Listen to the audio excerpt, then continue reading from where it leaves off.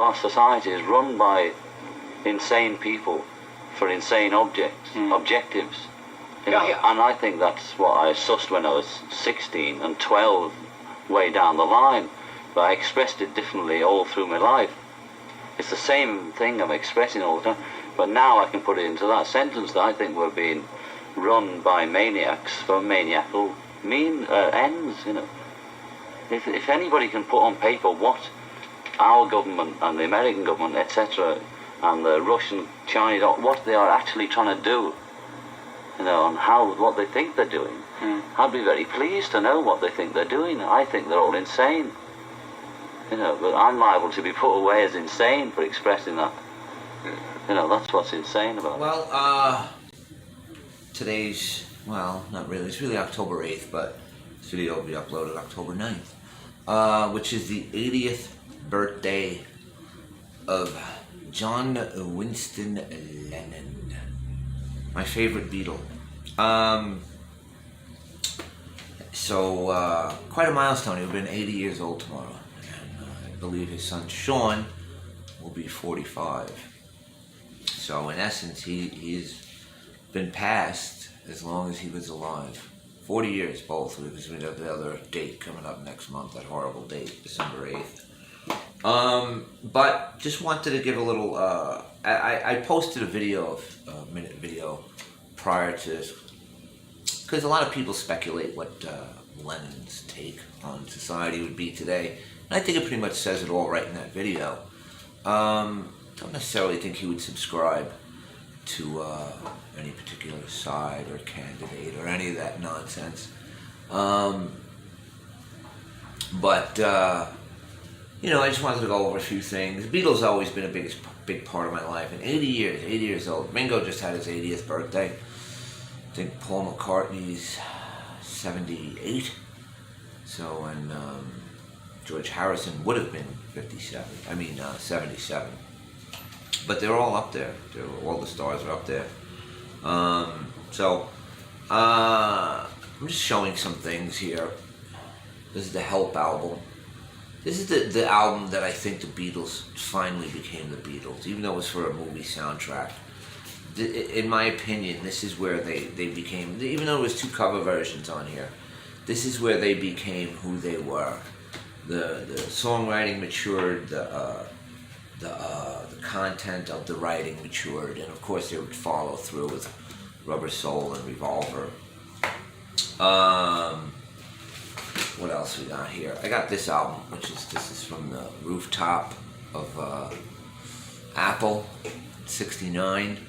Whenever their last live performance as a group. This is from the Let It Be Naked album. This is when they got rid of all the Phil Spector wizardry on there. So I particularly have a fondness for this. Some people don't. They like all the strings and bells and stuff. And then this is an album I picked up. This is a John Lennon acoustic. They have a myriad of compilation albums. I think there's one coming out tomorrow, Give Me Some Truth. I don't think there's anything particularly new on here. Some interesting photographs in here. I like that one, Lennon with the big guitar. What else? Yeah, 80 years. You know, the Beatles always been a big part of my life. Just since the first time I heard Introducing the Beatles that my aunt played for me when I was 5. Just immediately hooked. I took this picture 20 years ago. There's Yoko in front of the Dakota. Quick shot. Yes, I'm the only one with this picture. But I think what I'll probably tonight, I think I'll watch this. John Lennon's Imagine. It's a DVD. Some pictures on the back. Covers a whole spectrum of... I've never actually watched this. I just picked this up at a secondhand store. Great find. It's got 36 songs in it, 240 hours of film and videotape, which is, I guess, condensed into this 2-hour film. Pretty amazing to me. Lennon was way ahead of his time as far as recording a lot of the things that he did. So there is a lot of different footage of him, even experimental footage, and I'm sure there's probably tons of footage that we probably have never seen that Yoko has in her archive. And Yoko, I think she's going to be 89 this year if she didn't turn 89 already. There she is, 20 years ago. Iconic Yoko in front of the Dakota. But there you go. There's my remembrances of John Lennon. I can only think what we missed out as far as music. Definitely would have missed out on a Beatles reunion. There's no doubt they would have got together and recorded something. Definitely before the millennial turned. Like Harrison kind of fell back. McCartney's come out with output, but it's kind of hit or miss. But together, it would have been quite something interesting.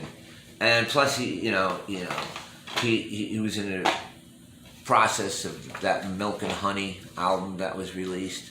So he definitely would have put out, at the very least, 5 or 6, probably by now, maybe 7 albums of new material that we never got to hear. Probably would have collaborated with his sons.